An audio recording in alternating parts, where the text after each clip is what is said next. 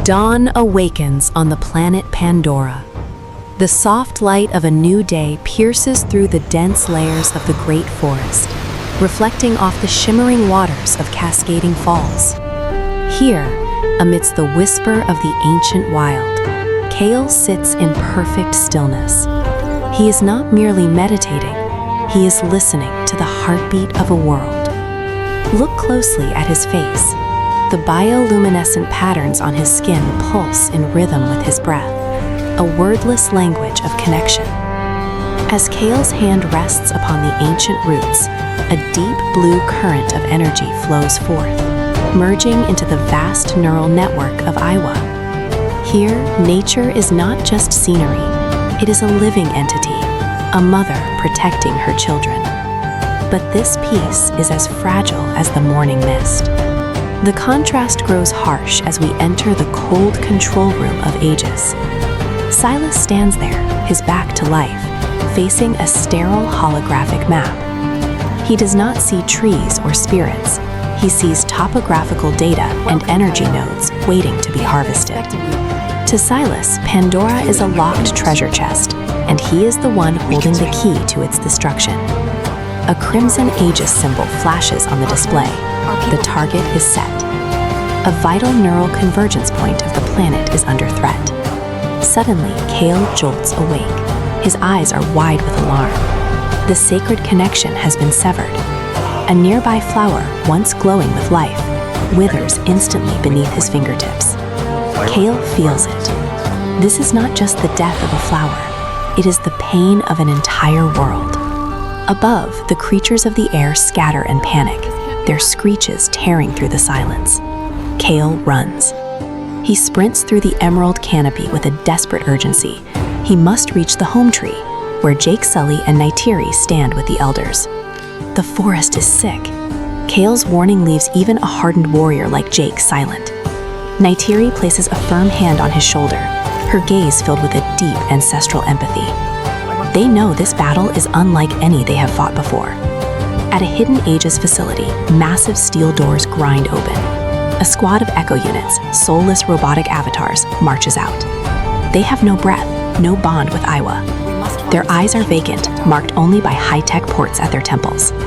Kale watches from the shadows, horrified, as an echo unit approaches a tree of souls. As it connects a synthetic cue, a corrupt, dark red energy bleeds into the white tendrils. The tree recoils, turning a sickly gray. Kale trembles. This psychic shockwave strikes his very soul. He draws an arrow, but his hand hesitates. How do you kill something that was never alive? How do you fight a virus that eats the spirit of the world? Back in the circle of elders, a wise shaman closes her eyes, her palm touching the earth. She speaks of an ancient prophecy, of the weavers of Iowa. In that moment, the light from the surrounding flora gravitates toward Kale, enveloping him in a mystical aura. You are the weaver, the shaman declares. Kale is stunned, but in his eyes, resolve replaces fear. His training begins immediately in a sacred grotto. Guided by the shaman, Kale learns to project his consciousness out of his body and into the neural veins of Pandora. Kale's consciousness hurtles through a waterfall of light. This is the spiritual plane, where all life is intertwined. But now it is infested with crimson viruses. Kale encounters a corrupted Nout and is violently repelled by a blast of negative energy. In the physical world, his body convulses. Neytiri watches over him in anguish. But in the spirit world, Kale refuses to surrender. He learns to weave the strands of Iowa's light into a protective shield. He advances again, channeling healing energy into the darkness, turning the void back into pure cerulean blue. But Silas does not wait. Massive harvester machines power up, their drills biting into the earth, siphoning the planet's lifeblood. From above, vast patches of the forest dim into a dull, lifeless gray. Silas smiles as energy readings spike. He is winning, but he does not realize that Kale feels every wound. The planet's psychic scream echoes in Kale's mind, forcing a silent roar of spiritual rage from his lips.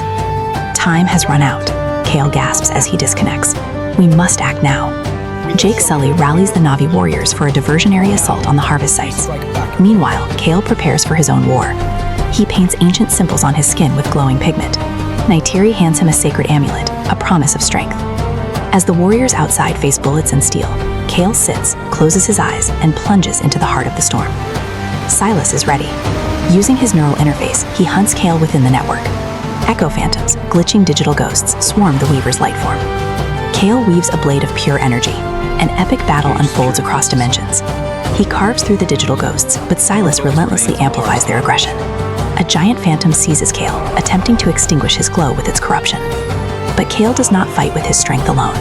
He opens his consciousness completely, inviting the untamed will of Iwa to flow through him. I do not stand alone. A tidal wave of blinding white light surges from Kale's core, colliding with Silas's crimson beam. A spectacular explosion of spirit and data shatters the dark construct. In the real world, Silas screams in agony as the raw memories and pain of the planet flood his mind, short-circuiting his brain. Across Pandora, the harvesters fall silent. The oppressive hum ceases. Kale opens his eyes. His guards cheer in relief.